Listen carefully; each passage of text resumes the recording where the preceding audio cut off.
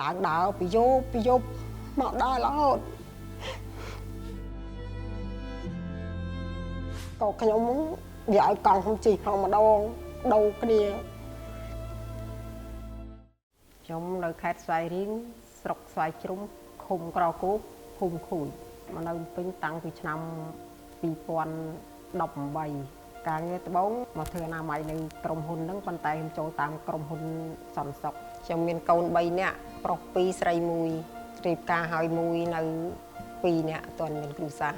មួយទៀតធ្វើជាងម៉ាស៊ីនត្រជាក់មួយទៀតធ្វើការក្រុមហ៊ុនយើងដែរ4ឆ្នាំចិត្តចូល5ឆ្នាំហើយបងស្តុកបងរៀបចំអីវ៉ាន់អីមិនដឹងថាមានបញ្ហាអីទេក៏ក្រុមហ៊ុន BVLN ក៏គាត់ភ្ជាប់ទាំងអស់គ្នាដល់ពេលហើយទៅខ្ញុំសុំចែគាត់ធ្វើបន្តទៀតក៏គាត់ឲ្យខ្ញុំធ្វើតទៀតជីវភាពគ្រូសាវាពិបាកវាអត់មានលុយកាក់អញ្ចឹងហើយក្រុមហ៊ុនវាស្រួលបើកលុយចាដល់ពេលអញ្ចឹងក៏ខ្ញុំសម្រេចចិត្តយកកូនមកធ្វើការបានជាមួយគ្នាបាន2នាក់ម៉ែកូនមានអារម្មណ៍ថាកក់ក្ដៅដូចជាអត់បានបាយពីម្ដាយយើងការប៉ັດទៅខ្វល់ខ្វាយដែរក្រុមគ្រូសាធ្វើការបែកគ្នាអញ្ចឹងមួយធ្វើការនៅប្រវត្តិប្តីធ្វើការនៅនោះហើយមកខ្ញុំពីអ្នកម៉ែកូនធ្វើការនៅនេះយើងសុខចិត្តបែកគ្នាមួយរយៈសិនហ្នឹងទៅចេះថាបារម្ភព្រោះអីប្អូនស្រីមានតែមួយហើយគាត់ធ្វើការនៅឆ្ងាយអញ្ចឹងតែងតែឆាតទៅស៊ូសុកទុកគាត់ខ្ញុំមកធ្វើការមុនបងអត់មានអីជីទេបងនិយាយរួមខ្ញុំមកដើរឡើងដើរពីយប់មកដើររហូត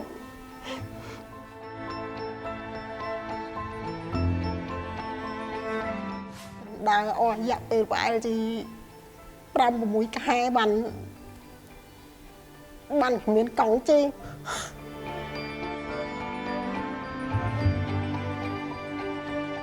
ម៉ោង4ឡើងដាំបាយ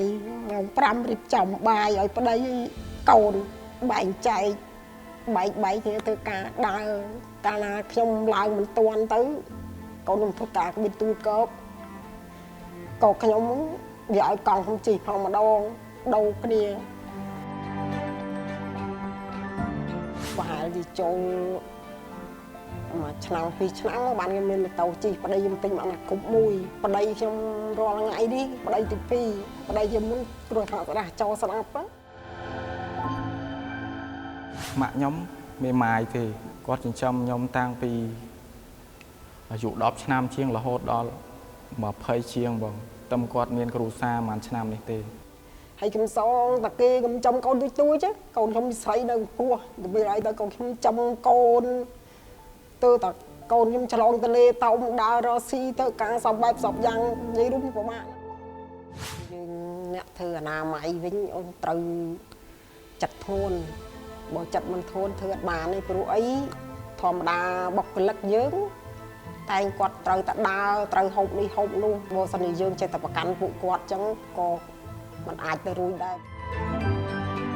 បងត្បូងខ្ញុំគិតថាការងារអនាម័យគាត់ធ្វើចឹងគេមិនសូវឲ្យតម្លៃចឹងហ៎បងបន្ទាប់មកទៀតខ្ញុំស្វែងយល់ពីថាការងារអ្វីក៏មានតម្លៃដែរ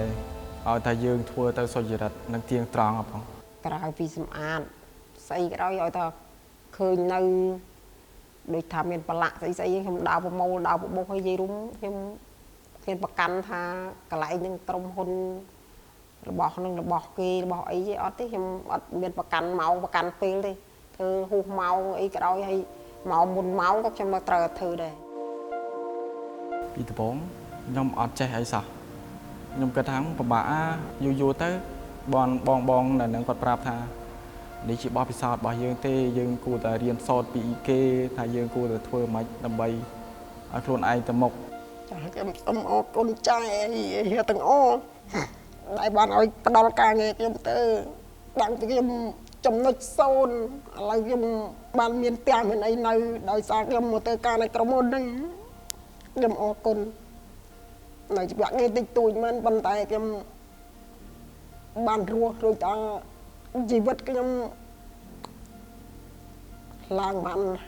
50-70%